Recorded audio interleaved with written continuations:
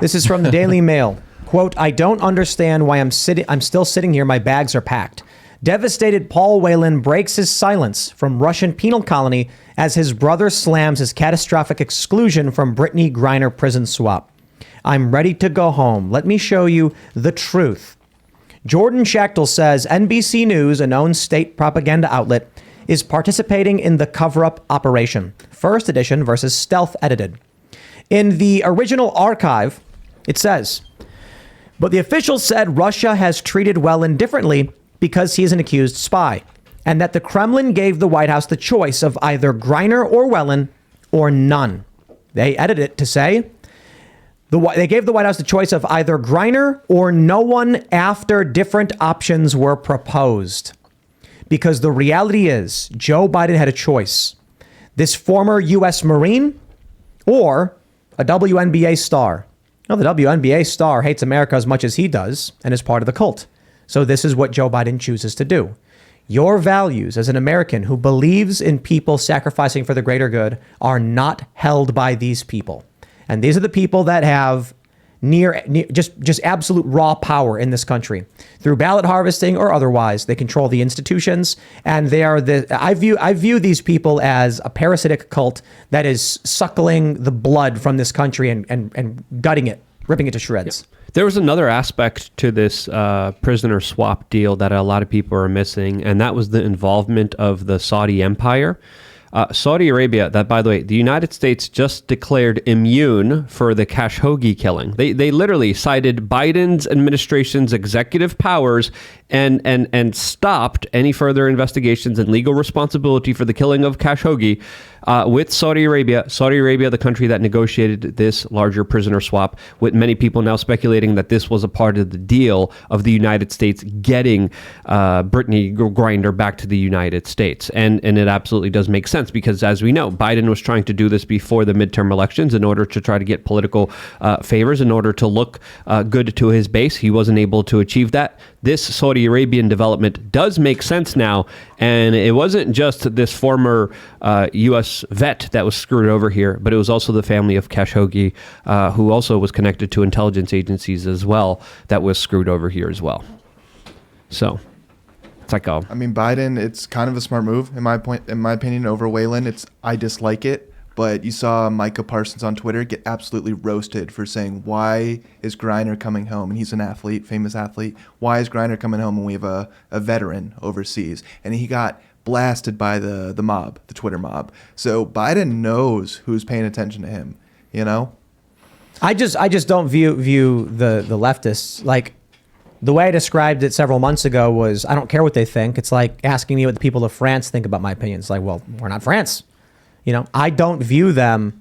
And this is not a thing where I'm trying to say this because I'm mad at this group of people or I don't like them. I genuinely don't think since the pandemic, when Biden came out and said, we're going to lock down, and I'm like, but red states aren't locking down. I went, oh man, we're two different countries.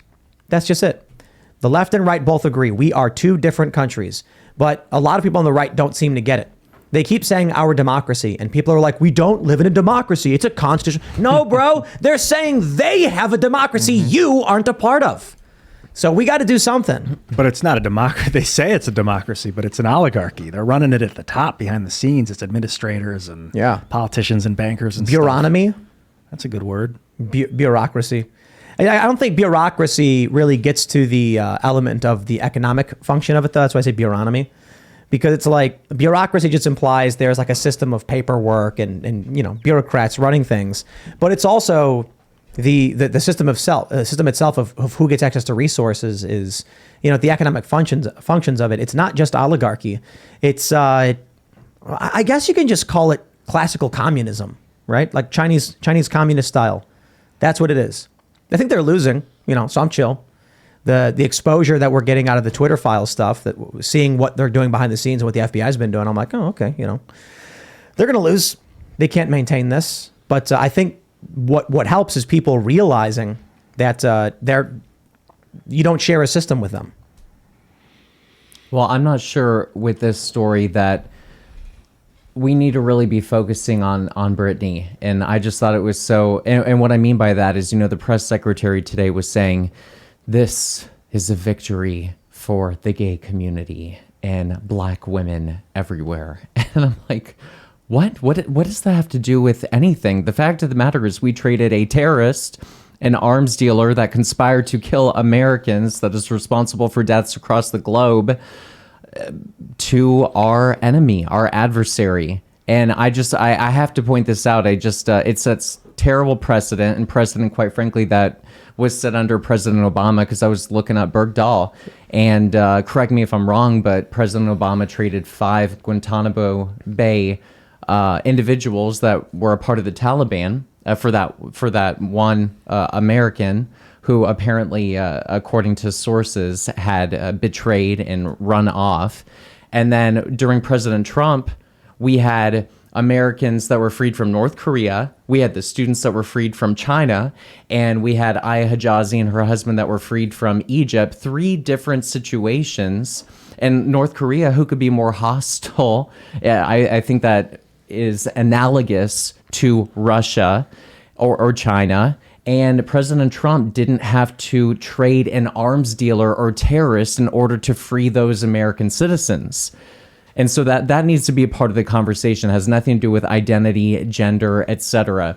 It has to be, at what point do we concede in order to get something back to America? And furthermore, I just want to also make the point, I think this is not unexpected from the very administration that gave billions in military equipment to the Taliban to begin with. So this is something that I'm not surprised or shocked. Yeah, I was going to say what this guy is accused of doing is what the U.S. intelligence deep state has been doing for a number of years now. So let's just call a spade here. He's a very fascinating guy because he started selling machetes and single-shot rifles to Africa, then moved on to AK-47s. He was charged with conspiracy to kill Americans. The DEA said a couple months ago that his release would pose, quote, grave national security threat to the United States.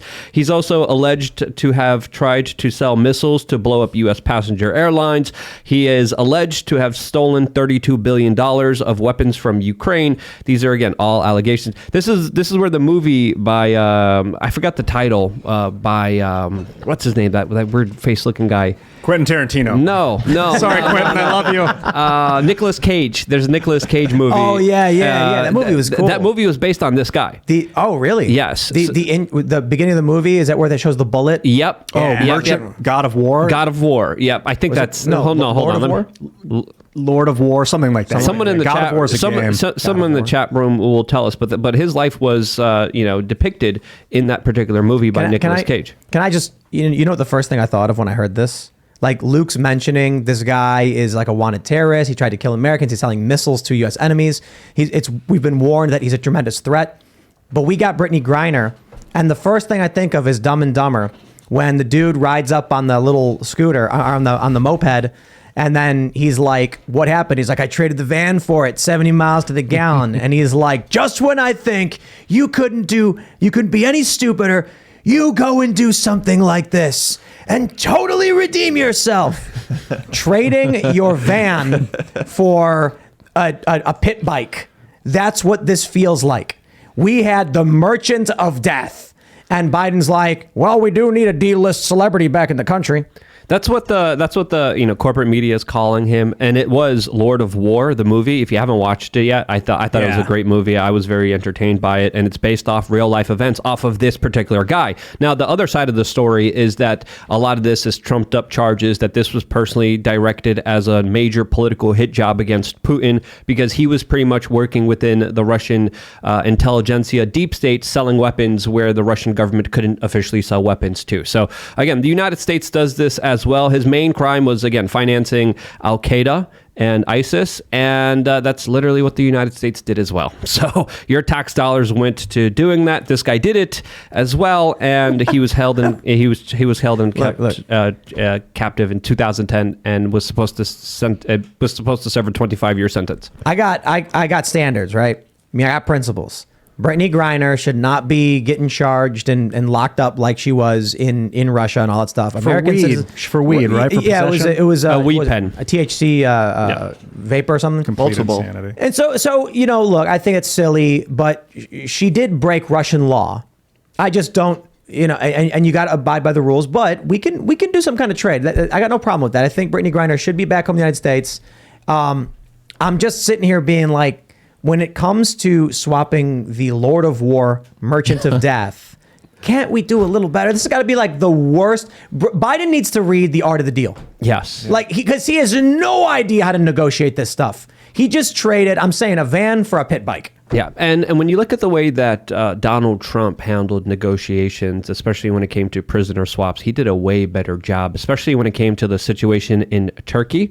I believe there was a pastor that was being held there. Donald Trump wanted him back in the United States, and then he started to tweet about how the lira was a crap currency. The currency started to go down, and Turkey was demanding very tough requests from the United States, and then ended up not giving up anything, according to the official story. And the way he handled that was, I think, a lot better. And again, I'm critical of Donald Trump. You guys know that, obviously, in the chat room. I see it every single day. But I think the way he handled that was a lot better than what Biden just did now.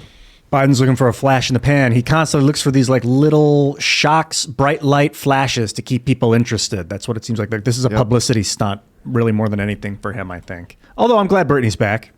Well, she was. Let's be honest. She was a political prisoner, right? She was held there captively. Sentenced for 8 years in a very tough Russian jail.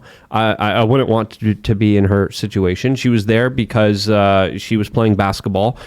She was getting paid to play basketball there. And, to me, no one should be charged for 8 years for a substance that they want to personally use themselves. To me, that idea is just absolutely insane. So clearly, the Russian government was holding her as a political pawn, and clearly that political pawn played off and has been incentivized by this larger trade deal, which at the end of the day only incentivizes Russia to do this again to other American citizens that are in Russia, if you really do think about this. Thanks for watching this clip from the Timcast IRL podcast. Hang out with us live Monday through Friday at 8 p.m. and become a member over at timcast.com for uncensored, members-only shows exclusive. Thanks for hanging out, and we'll see you all next time.